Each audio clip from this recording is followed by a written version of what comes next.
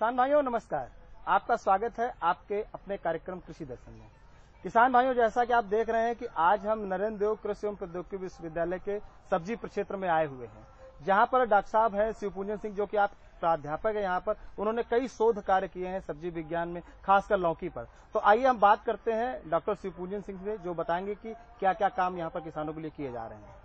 किसान भाइयों, नरेंद्र देव कृषि विश्वविद्यालय में 10 लौकी की प्रजातियों का विकास किया गया है, जिसमें 7 गर्मी वाली प्रजातियां हैं और 3 जाड़े वाली प्रजातियां हैं। और जाड़े वाली प्रजातियों में इस समय से वैसे प्रमुख समय जो है गर्मी के लगाने का समय है, लेकिन जो खेत में लगी हुई प्रजातियां हैं वो जाड़े वाली प्रजातियां हैं। और पहले उन्हीं से हम शुरू करते हैं, फिर आखिर में मतलब उसके गर्मी वाली प्रजातियों पर आएंगे। जाड़े वाली प्रजातियों में नरेंद्र शिवानी 6 से 8 फुट इसकी फल की पूर्ण विकसित फलों की ग्रोथ होती है। और दूसरे मतलब जो प्रजातियां हैं, गोल प्रजातियां हैं, नरेंद्र शिशिर और नरेंद्र माधुरी, नरेंद्र शिवानी प्रजाति है। ये तैयार हो चुकी है, ये तैयार है, इसके लगभग पक्के फल हैं। और फल देख रहे हैं, जैसा कि देख रहे हैं, 7 से 8 फीट 6 से 8 फीट तक इसका रिकॉर्ड है। 8 फुट 2 इंच का जो सबसे बड़ा फल है, 8 से 2 फीट सिरसा में रिकॉर्ड किया गया है। और हमारे यहाँ 6 फुट 2-3 इंच की यहाँ पैदा की गई है। मतलब नरेंद्र शिवानी प्रजाति जो है बहुत अच्छा उत्पादन दे रही है। अब लौकी चूंकि बहुत महत्वपूर्ण फसल है, सब्जियों की जो है सबसे ज्यादा उत्पादन हो रहा है, तो उसकी खेती का समय आ गया है। मार्च में लोग सब्जी लौकी की लगाएंगे, अब नर्सरी में लगाएंगे।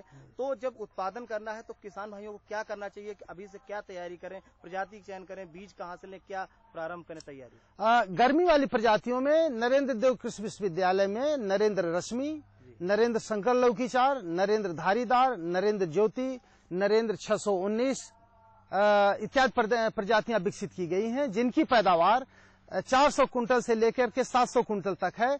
नरेंद्र शंकर लौकी 4 का उत्पादन 700 से ऊपर भी प्राप्त किया गया है, 700 कुंटल प्रति हेक्टेयर। और बाकी मतलब प्रजातियां 300 से 500 कुंटल तक की पैदावार देती हैं। तो किसान भाई मतलब लगा रहे हैं कि इसमें खेत में तमाम प्रजातियों को, इसके बीज की जो मात्रा होती है 3 से लेकर के 4 किलोग्राम प्रति हेक्टेयर लगानी चाहिए बीज के लिए। और बुआई जो है लौकी की बुआई के लिए कतार से कतार, अगर एक तरफ बुआई कर रहे हैं नाली में, तो उसमें कतार से कतार की दूरी 3 मीटर रखें। और पौधे से पौधे की दूरी 50 से 60 सेंटीमीटर रखी जाती है, लेकिन बोते समय 15 से 20 सेंटीमीटर की दूरी पर पौधों की बुआई करें। पौधा लगभग इस समय जो अगर बुआई होती है तो लगभग 8 से 10 दिनों में पौधा निकल आता है। और जैसे पौधा निकलता है तुरंत उसमें एक कीट होता है लाल कद्दू भृंग, उसका प्रकोप प्रारंभ हो जाता है। उसके नियंत्रण के लिए कीट के बारे में हम बात करेंगे। बहुत अच्छी बात आपने बताई। कीट बुआई से पहले बीज के लिए कुछ शोधन जरूरी होता है, जिससे रोग हो, कीट कम लगे। क्या इस बीज में कुछ शोधन करके बोना चाहिए किसानों को? हाँ, इसके लिए शोधन के लिए ज्यादातर जैसे उन्नतशील बीज जो बाजार में मिल रहे हैं या किसी भी सरकारी संस्था द्वारा मिल रहे हैं, शोधित होते हैं। लेकिन अगर बीज शोधित नहीं हुआ है तो 2 ग्राम बेवेस्टिन या कैप्टान या थीरम प्रति ग्राम बीज की मात्रा में मिला करके, इससे कई बीमारियों से निदान मिल जाता है। बोने के पहले अगर बीज को शोधित कर लेते हैं तो कई बीमारियों से उसके मतलब अवरोधक क्षमता या मतलब उसको नियंत्रण में सहायता मिलती है, रोकथाम में सहायता मिलती है। जी आपने बताया कि पौधा निकलते ही 10-15 दिन का कोई कीट प्रभावित करता है। हाँ, जैसे ही पौधा निकल आता है वो लाल कद्दू भृंग है, और उसके नियंत्रण के लिए 750 WP 2 ग्राम प्रति लीटर पानी में मिला के छिड़काव करें, या फेनवेलरेट 20 EC 0.75 मिलीलीटर प्रति लीटर पानी में मिलाकर के छिड़काव करें। इससे 5-7 दिन के अंतराल पर छिड़काव, 2 छिड़काव इसके लिए पर्याप्त है। उसके बाद दूसरा कीड़ा जो तुरंत लगता है, थ्रिप्स, जो बहुत छोटा कीट है, जो भूरे रंग का होता है, प्राय दिखाई नहीं देता, धूप में आते ही वो जमीन में चला जाता है। उसके प्रकोप से पत्तियां सिकुड़ जाती हैं और उसमें सिकुड़ करके उसमें काफी नुकसान होता है। तो पौधा अगर उसको नियंत्रण न किया जाए तो फसल बर्बाद भी हो सकती है। इसलिए इसके नियंत्रण के लिए रोगोर 2 मिलीलीटर प्रति लीटर पानी में मिला के छिड़काव करें, या इमिडाक्लोप्रिड 0.5 मिलीलीटर प्रति लीटर पानी में मिला के छिड़काव करें, तो इस रोग का नियंत्रण हो जाता है। इस रोग से नियंत्रण मिल सकता है। और फिर 25 दिनों के बाद एक दूसरा कीट लगता है, जिसको बाटिल गार्ड बग कहते हैं, जो कि सबसे ऊपर वाली पत्तियों को काट के उसको छलनी बना देता है। तो उसके नियंत्रण के लिए जैसा थ्रिप्स में करते हैं, उसको रोगोर या इमिडाक्लोप्रिड के छिड़काव से उसका भी नियंत्रण पाया जा सकता है। हमारे किसान भाई लौकी की खेती करेंगे तो उस समय नमी बहुत जरूरी होती है, सिंचाई कितनी करें, कब कब करें और उसमें उर्वरक प्रबंधन कैसे हो?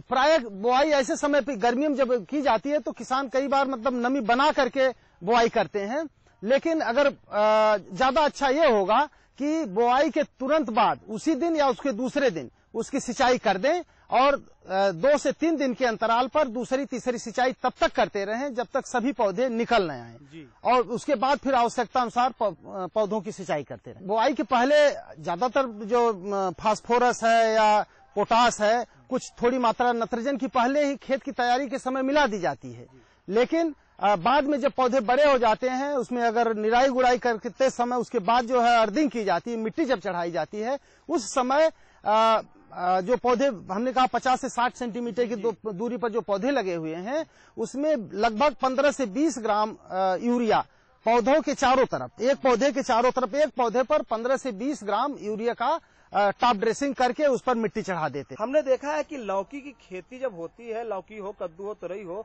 तो उसमें मचान बनाया जाता है जिससे बरसात में पानी ना लगे या उसकी गुणवत्ता ना खराब हो। तो ये मचान कहाँ तक सही है, कैसे बनाया जाए, क्या तरीका अपनाया जाए? गर्मी की खेती के लिए मचान की आवश्यकता नहीं है। ये खेती के जब फसल जो बरसात में जो फसल पैदा होने वाली है या उसके बाद भी पैदा होने वाली है उसको मचान पर लगा देने से फसल के जो फल होते हैं स्वस्थ, सुरक्षित, अधिक पैदावार भी होती है। लौकी की खेती कैसे की जाए और क्या क्या ध्यान रखा जाए, कौन कौन से रोग हैं, कौन कौन कीट से प्रभावित कर सकते हैं, इस बारे में जानकारी दी, इसके लिए आपका बहुत बहुत धन्यवाद। किसान भाइयों, कहा जाता है कि उसरीली भूमि में जो है खेती करना मुश्किल है, हम खेती नहीं कर सकते, लेकिन वैज्ञानिकों के माध्यम से आज ये मुमकिन है कि हम उसरीली भूमि में भी जो है वो खेती कर सकते हैं। और अगर हम उसरीली भूमि में औषधि पौधों की खेती करते हैं तो ये हमारे लिए ज्यादा मुनाफा होगा। क्यों? क्योंकि लागत कम लगती है और हमें जो है उसका जो कीमत मिलती है वो अच्छे से अच्छी मिलती है। जी हाँ किसान भाइयों, आज के अंक में हम इसी विषय पर चर्चा करेंगे कि उसरीली भूमि में जो है वो औषधि पौधों की खेती कैसे करें। और इस विषय को विस्तार से बताने के लिए हमारे साथ मौजूद हैं सी मैप लखनऊ से वरिष्ठ वैज्ञानिक डॉक्टर सौदान सिंह जी। किसान भाइयों नमस्कार। आज मैं आपको औषधि एवं सघन पौधे की ऐसी फसलों की जानकारी देने जा रहा हूं जो आप ऊसर भूमि में उगाकर अपेक्षाकृत अधिक लाभ पैदा कर सकते हैं। ये फसलें हैं लेमन ग्रास, खस और पामारोजा। इसके अलावा एक फसल और है, वो है कैमोमिल। तो मैं सबसे पहले आपको बता देना चाहता हूं नींबू घास के बारे में। ये जो नींबू घास है इसकी खेती बहुवर्षीय फसल के रूप में की जाती है। इसकी रुपाई पुरानी फसल से प्राप्त स्लिप के द्वारा की जाती है।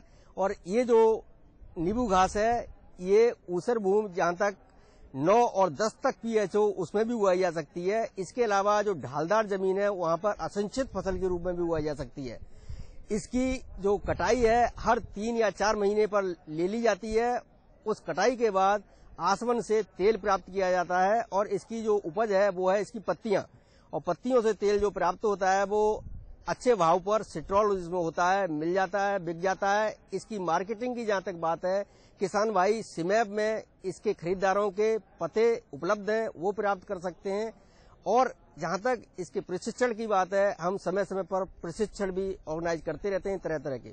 दूसरी फसल है पामारोजा। पामारोजा की खेती उसके बीज द्वारा की जाती है और बीज में नर्सरी डालने के बाद जुलाई में जब नर्सरी 1 फुट के आसपास हो जाती है तो इसकी रोपाई कर दी जाती है। ये फसल भी 9 से 10 पीएच तक आराम से हो जाती है और ये भी एक बहुवर्षीय फसल है। साल में 3 से 4 कटाई ले सकते हैं।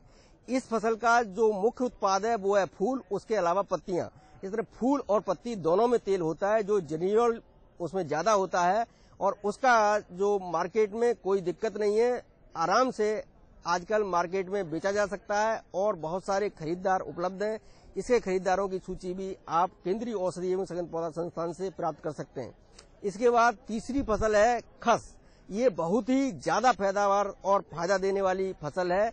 इसकी खेती भी 9 से 10 पीएच तक की जा सकती है और सूखाग्रस्त क्षेत्रों में की जा सकती है। इसके अलावा बाढ़ग्रस्त क्षेत्रों में भी की जा सकती है। इसकी खेती के लिए भी पुरानी फसल से प्राप्त जो स्लिप्स कहते हैं हम कल्ले, उनको 60 गुणा 30 सेंटीमीटर की दूरी पर जुलाई में लगा दिया जाता है और दूसरा समय लगाने का फरवरी भी है।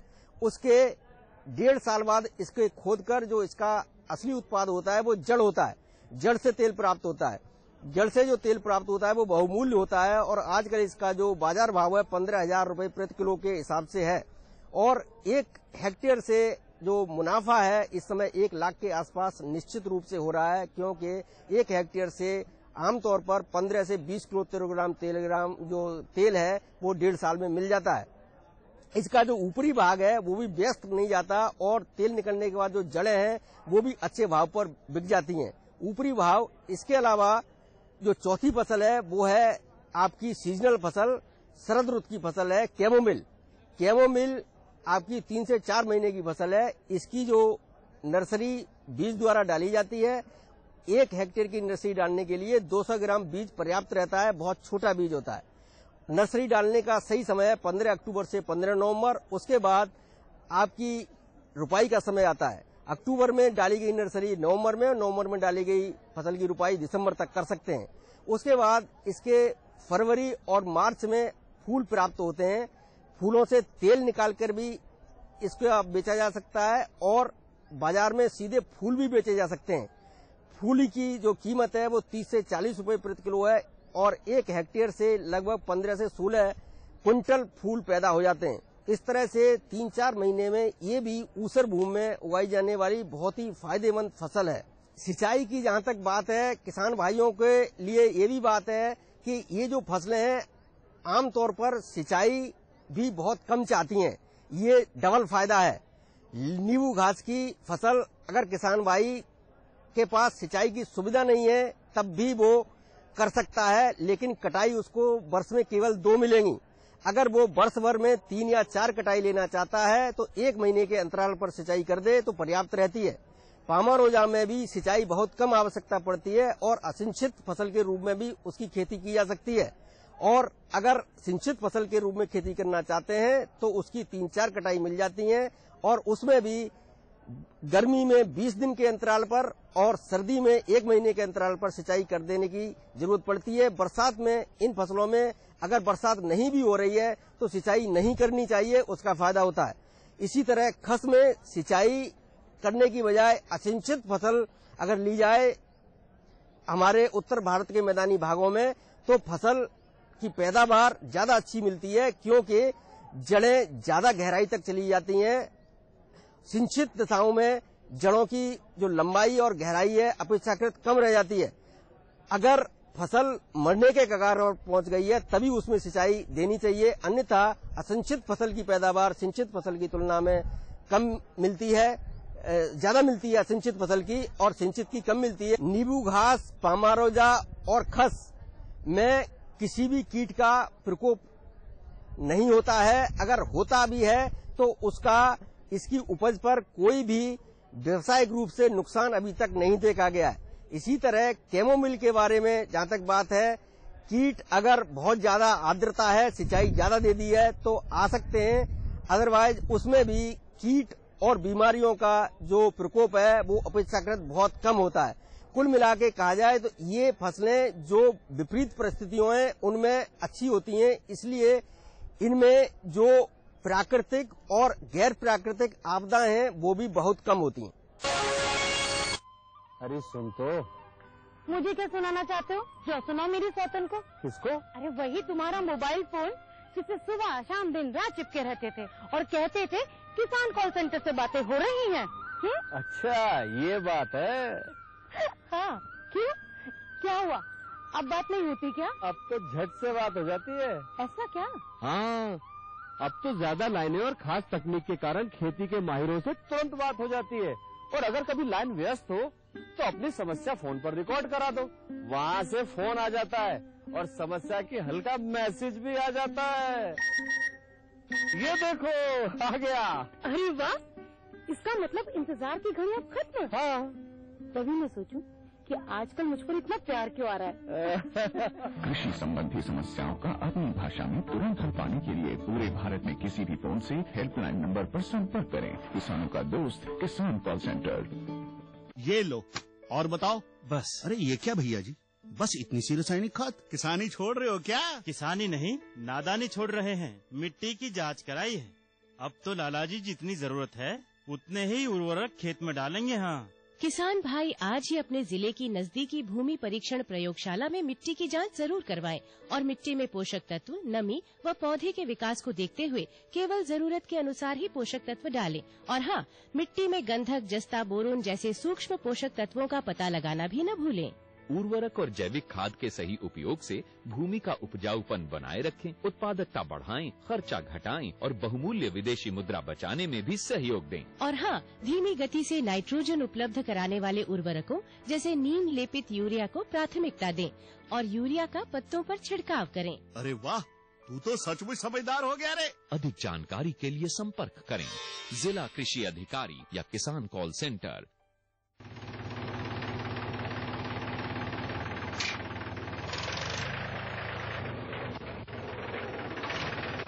अरे हरकू वाह, बीज, कीटनाशक और आज खाद भी। अरे इतना खर्चा कहाँ से? अरे खर्च की चिंता किसे है, मेरे पास है ये किसान क्रेडिट कार्ड। कार्ड? अरे बैंकों द्वारा जारी इस कार्ड से किसान उसकी सीमा तक की रकम कभी भी बैंक से निकलवा सकता है और खेती बाड़ी की सामग्री कभी भी खरीद सकता है। कर्ज के झंझट से भी छुटकारा और तो और बिजली के बिलों का भुगतान, डीजल इससे खरीदना और आसान हो गया है। तो हर को भैया एक कार्ड मेरे लिए भी। किसान क्रेडिट कार्ड के लिए नजदीकी बैंक से संपर्क करें और पाएं ढेर सारे लाभ। शामू भैया, सरकार कह रही है पूर्वी भारत में भी दूसरी हरित क्रांति आएगी। अरे ये तो पंजाब और हरियाणा में हुआ था, यहाँ तो अनाज की पैदावार अब भी कम है। सरकार की बातों में कुछ तो दम होगा, आखिर यहाँ बारिश 3 गुना होती है। चलो वैज्ञानिक का नंबर मिलाते हैं। अरे वाह, आ गए। नमस्ते सरपंच जी। हाँ भाई, उपजाऊ जमीन की कीमत को पहचानो। जरूरत है सिर्फ सही किस्म और तकनीक अपनाने की। पूर्वी भारत में सरकार कम गहरे नलकूप और बोरवेल के निर्माण के लिए सहायता दे रही है। लेकिन सरकार से और मिलेगा क्या? भरपूर मदद, जमीन की तैयारी से लेकर फसल की कटाई तक तकनीकी सलाह। 1000 हेक्टेयर के सैकड़ों क्षेत्रों में चावल और गेहूं के खास प्रदर्शन भी चल रहे हैं। अरे वाह, फिर तो हमारे खेत भी लहला उठेंगे। क्या ये सपना सच होगा? हाँ जरूर, पूर्वी भारत अब हरित क्रांति का अग्रदूत होगा। आओ हम सब मिलकर कदम बढ़ाएं। खुशबू की फुहार में, स्वाद की बहार में, तरक्की की तानों में, खिलती मुस्कानों में, हरे भरे पौधों में, बड़े बड़े सौदों में, मधुर भिनभिनाहट में, खुशियों की आहट में। NHM बागबानी मिशन, हमारी चाहत, आपकी मुस्कुराहट। जी जी जी। किससे बात कर रहे थे इतना हंस कर? किसान कॉल सेंटर में विशेषज्ञ से खेती के बारे में सलाह ले रहा था। सुबह भी, रात को भी? किसान कॉल सेंटर सुबह 6 बजे से रात को 10 बजे तक खुलता है। रविवार को भी? साल के 365 दिन खुलता है। पर तुम ये सब क्यों पूछ रही हो? मैं तो कुछ और ही समझी थी। कृषि संबंधी समस्याओं का अपनी भाषा में तुरंत समाधान पाने के लिए पूरे भारत में किसी भी फोन से राष्ट्रीय हेल्पलाइन नंबर 1800-1801-551 पर संपर्क करें। कुपोषण भारत छोड़ो। कुपोषण के खिलाफ जंग छिड़ चुकी है ताकि हमारे देश का भविष्य, हमारे बच्चों का भविष्य मजबूत हो सके। तो आइए मेरे साथ मिलकर कहिए, कुपोषण भारत छोड़ो।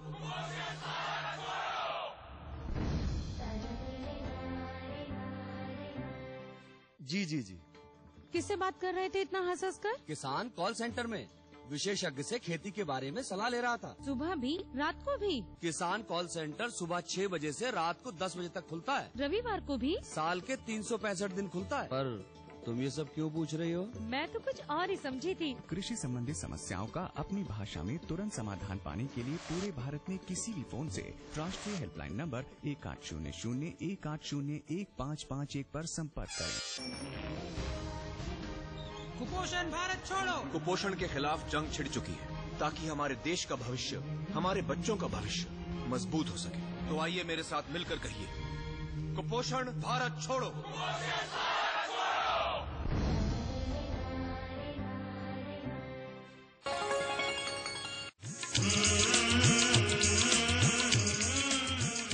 किसान भाइयों, हम नरेंद्र देव कृषि एवं प्रौद्योगिकी विश्वविद्यालय के दलहन अनुभाग के प्रक्षेत्र पर खड़े हुए हैं, जहां अरहर की फसल आप देख रहे हैं हमारे पीछे खड़ी हुई लहला रही है। इस समय दलहन की फसल में कहा जाता है कि कीटों का प्रकोप हो जाता है, जिससे फसल को नुकसान पहुंचता है। हमारे साथ हैं वहां के सह प्राध्यापक हैं जो हैं दिनेश सिंह जी हैं, जो कि कीट विशेषज्ञ भी हैं यहाँ पर। उनसे बात करते हैं कि हमारी दलहन फसल में इसमें क्या क्या कीटों से नुकसान हो सकता है, कौन सा कीट लग सकता है, क्या नुकसान हो सकता है फसल को। इस समय अरहर की फसल में प्रमुख कीट है फली छेदक कीट। इसके अलावा एक कीट और भी है जी, जो इस क्रॉप को इस फसल को काफी नुकसान पहुंचाता है, वो है फली मक्खी। इन दोनों के नियंत्रण के लिए बहुत आवश्यक है, अन्यथा इस फसल का काफी नुकसान होता है और अकेले फली छेदक कीट ही इस फसल को 60 से 70% नुकसान कर देता है। फली छेदक कीट जी 60 से 70% फसल बर्बाद कर देता है। इससे कैसे हमारे जो किसान कैसे बचें, फसल को कैसे सुरक्षित रखें? इसके नियंत्रण के लिए जरूरी है कि किसान पहले अपने फसल की निगरानी हमेशा करते रहें और उस कीट की पोजीशन को, अवस्था को देखते रहें कि उसका प्रकोप कब हो रहा है और कीट को पहचानने की कोशिश करें।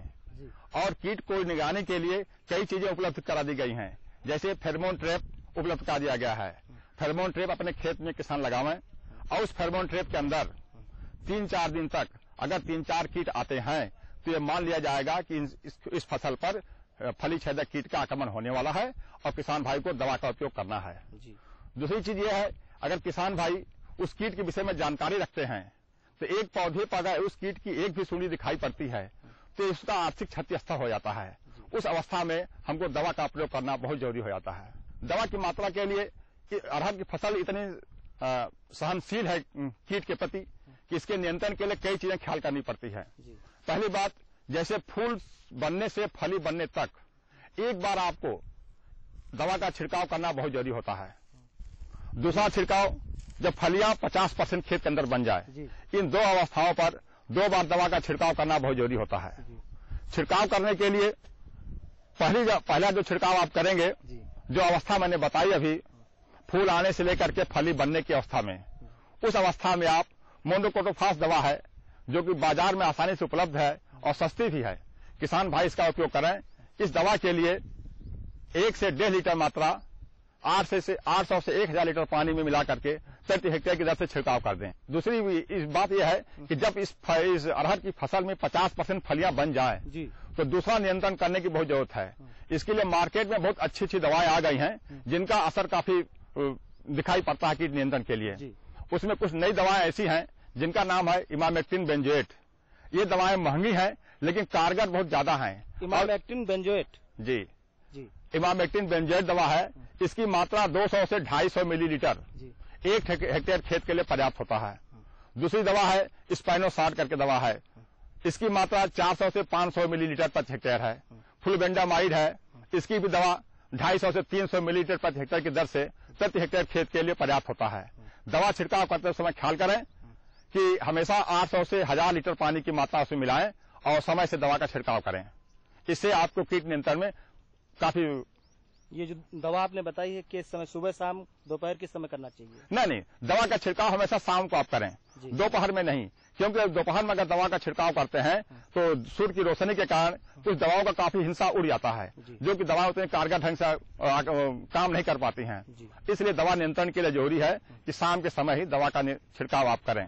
डॉक्टर साहब, आपने बताया सबसे ज्यादा नुकसान ये फल मक्खी कीट करता है, कोई और कीट तो नहीं जो नुकसान करता हो? नहीं, कीट तो अरहर की फसल पर कुल मिलाकर अगर देखा जाए तो 68 कीट पाए जाते हैं, लेकिन 2 कीट मैंने बताया ऐसा कि फली मक्खी कीट और दूसरा फली छेदक कीट। ये दोनों कीट हैं जो कि कुल मिलाकर के 60 से 70% हमारी फसल को नुकसान कर देते हैं। सबसे ज्यादा यही 2 कीट हैं जो फसल को प्रभावित करते हैं, फसल बर्बाद। हाँ, इन्हीं दोनों कीटों को नियंत्रण करने की जरूरत पड़ती है। हाँ, अगर इनको नियंत्रण कर लेंगे तो काफी हद तक हमारी फसल सुरक्षित रहती है। डॉक्टर साहब, आपने इन कीटों से होने वाले नुकसान के बारे में बताया, इनके लक्षण बताया, उसके नियंत्रण के बारे में बताया, इसके लिए आपका बहुत बहुत धन्यवाद। ये ट्राइकोडर्मा फंगस है जिसको हमने मिट्टी से निकाला है। मेंथाल मिंट जिसे पुदीना कहते हैं, जो आजकल पूरे देश में प्रदेश में उग रहा है। हमने क्या किया, ये फंगस जड़ से निकाला है और इसके अंदर ऐसी प्रॉपर्टी है कि ये जाके जड़ों में चारों तरफ से घेर लेता है और जमीन के अंदर जितने पोषक तत्व और मिट्टी है, पोषक तत्व हैं और पानी, उसका एब्जॉर्प्शन बढ़ा देता है, जिससे क्या होता है कि मेंथालमिंट जो पुदीना उसकी उपज 15 से 20% बढ़ जाती है। इसकी खासियत ये है कि ये हार्मोन प्रोड्यूस करता है, कुछ एंजाइम प्रोड्यूस करता है। उससे क्या होता है कि जो उसमें रोग लगते हैं, जैसे आपका फफूंदी है, विषाणु है, सूत्रकृमि है, इवन जो कीड़े मकोड़े हैं, उनके अगेंस्ट जो है पौधे में प्रतिरोधक क्षमता बढ़ जाती है। और सबसे खासियत इस टेक्नोलॉजी की ये है कि ये ट्राइकोडर्मा हमने पुदीना से जब आप तेल निकाल लेते हैं, जो अवशेष बच जाता है उसी पे हमने ग्रो किया है। और जब ग्रो किया उसी में कॉलोनाइज करके 1 कुंटल प्रति हेक्टेयर की दर से इसको हम खेत में मिलाते हैं। इसमें क्या है कि 1 भाग ट्राइकोडर्मा और 9 भाग वर्मी कंपोस्ट लेके मिला लेते हैं और पूरे खेत। इससे क्या होता है कि आपका जो रासायनिक उर्वरक है उसकी मात्रा आपको खेत में कम डालना पड़ता है। इसके प्रयोग से एक तरफ तो आप फसल की उपज बढ़ा रहे हो, आयल की उपज बढ़ा रहे हो, पत्तियों में आयल ग्लैंड की संख्या और मात्रा बढ़ जा रही है, और साथ ही साथ आपका जो रासायनिक उर्वरक है उसको कम डालना पड़ेगा। ये ट्राइकोडर्मा एरिजियाना में एक ऐसा जरूरत है, ये अभी तक पूरे प्रदेश क्या पूरे देश में नहीं है, क्योंकि ये ट्राइकोडर्मा सूत्रकृमि नाशक है। जितने भी ट्राइकोडर्मा आपको मिलेंगे वो सूत्रकृमि नाशक नहीं है। ये हमारा अमेरिकन पेटेंट है, इसका सारा डिटेल हमारे सीमैप के पास है। इसलिए जो जरूरत हम किसान को दे रहे हैं, ये जरूरत उनके खेत में अपना रंग लाएगा, उनकी उपज बढ़ाएगा, उनकी माली हालत सुधारेगा।